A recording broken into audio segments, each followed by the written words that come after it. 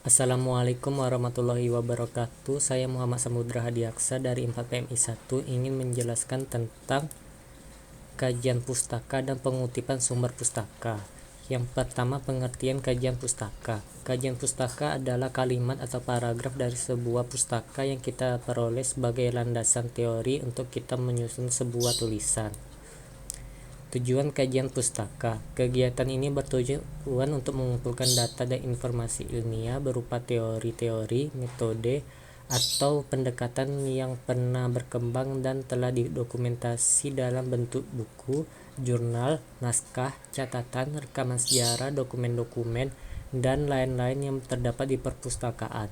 Selain itu, kajian ini dilakukan dengan tujuan untuk menghindari terjadinya pengulangan, peniruan, dan plagiarisme. Proses pencarian kajian pustaka. Yang pertama, sudah diketahui. Topik penelitian yang sudah diketahui atau dalam artian telah dikaji sebelumnya, maka dapat dijadikan sumber referensi. Untuk dijadikan sebagai sumber referensi, tentunya harus diketahui bagaimana memperoleh informasi mengenai sumber tersebut. Yang kedua, belum diketahui. Topik penelitian yang baru atau objek kajian yang belum diteliti sebelumnya, maka menjadi tantangan tersendiri bagi peneliti tersebut untuk mengolah informasi yang ada yang terkait. Setelah informasi dikumpulkan, maka selanjutnya disusunlah komponen-komponennya yang kemudian sebagai landasan untuk membuat indikator. Dari indikator tersebut kemudian disusunlah instrumen penelitian.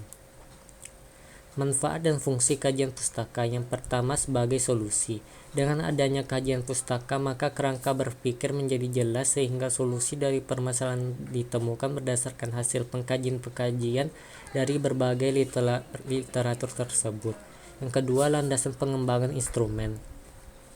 Setelah menemukan solusi berupa teori, selanjutnya disusunlah indikator-indikator berdasarkan solusi tersebut.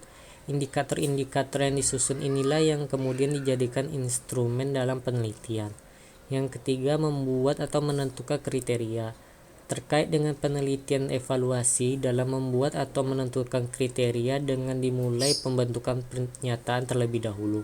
Kriteria yang dimaksud seperti keberhasilan atau kegagalan, saran bagi program tersebut, diidentifikasi, kemudian dibuatlah kesimpulan sesuai dengan teori atau tidak.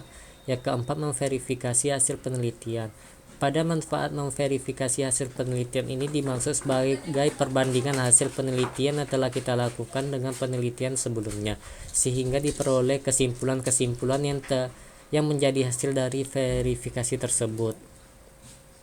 Sumber kajian pustaka. Yang pertama, jurnal penelitian. Yang kedua, buku. Yang ketiga, surat kabar dan majalah. Yang keempat, internet. Penyusunan kajian pustaka. Langkah-langkah yang dilakukan dalam penyusunan. Yang pertama, menyiapkan butir-butir yang perlu mencatat informasi dari pustaka. Yang kedua, menyiapkan sistematika pengumpulan informasi. Yang ketiga, mencari informasi sebanyak-banyaknya dari bahan kepustakaan maupun internet. Macam-macam kajian pustaka. Yang pertama, kajian pustaka penelitian kuantitatif. Dalam teori penelitian kuantitatif dapat diartikan sebagai seperangkat gagasan konstrak yang saling berhubungan, yang berasosiasi dengan proporsi atau hipotesis yang merinci hubungan antar variabel. Fungsi teori dalam suatu penelitian bisa saja sebagai argumentasi, pembahasan, atau alasan. Yang kedua, kajian pustaka penelitian kualitatif. Dalam berbagai macam penelitian kualitatif, para peneliti menggunakan teori dalam penelitian untuk tujuan yang berbeda. Yang pertama, dalam penelitian kualitatif, teori seringkali digunakan untuk menjelaskan perilaku dan sikap tertentu. Teori tersebut dapat menjadi sempurna dengan adanya variabel, konstrak, dan hipotesis penelitian. Yang kedua, para peneliti kualitatif seringkali menggunakan perspektif teoritis sebagai pedoman umum untuk meneliti gender, kelas, dan ras, atau masalah lain mengenai kelompok marginal.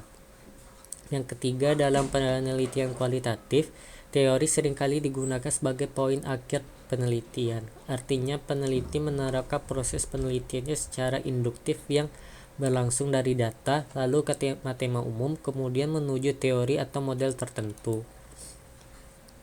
Yang ketiga, kajian pustaka penelitian campuran. Teori dalam penelitian metode campuran bisa diterapkan secara deduktif, misalnya dengan pengujian atau verifikasi teori kuantitatif, atau secara induktif, misalnya dengan pemunculan teori atau pola kuantitatif. Terdapat beberapa cara unik yang memasukkan sebuah teori ke dalam penelitian metode campuran, di mana peneliti mengumpulkan, menganalisis, dan menggabungkan data kuantitatif dan kualitatif dengan menggunakan rancangan metode campuran yang berbeda. Yang keempat, kajian pustaka teori normatif. Kajian pustaka normatif cocok untuk peneliti ilmu sosial yang terbatas pada mempelajari apa yang dapat diuji secara empiris. Sementara masih ada banyak pertanyaan yang penting tentang politik yang berada di luar cakupannya. Karena itu juga sentral bagi ilmu politik adalah apa yang disebut filsafat politik atau teori normatif. Pengutipan sumber pustaka. Secara sederhana, kutipan adalah semua kalimat dan atau paragraf yang bukan berasal dari ide atau tulisan Anda. Biasanya seorang penulis atau pengarang mengambil tulisan orang lain untuk menjadi bagian dalam tulisannya. Tujuan penulisan sumber kutipan dan daftar pustaka. Yang pertama, agar terhindar dari tuduhan penjiplakan. Yang kedua, menghargai penulis sebelumnya. Yang ketiga, membantu pembaca yang ingin tahu lebih dalam mengenai sumber kutipan. Yang keempat, menguatkan tulisan ilmiah. Jenis-jenis kutipan pustaka. Yang pertama, kutipan langsung, yaitu menulis ulang ide orang lain sesuai dengan aslinya. Hal ini berarti penulis langsung menggunakan teknik copy lalu paste tanpa mengubah kalimat aslinya. Ada dua jenis kutipan langsung, yaitu kutipan langsung panjang dan kutipan langsung pendek. Kedua kutipan ini berbeda cara penulisannya dan syaratnya. Kedua kutipan tidak langsung, yaitu penulis mengambil ide orang lain, kemudian merangkainya dengan kalimat sendiri. Hal ini berarti penulis tidak menulis sama persis dengan kalimat aslinya. Penulis merangkai dan merangkum kalimat berdasarkan artikel atau sumber lainnya.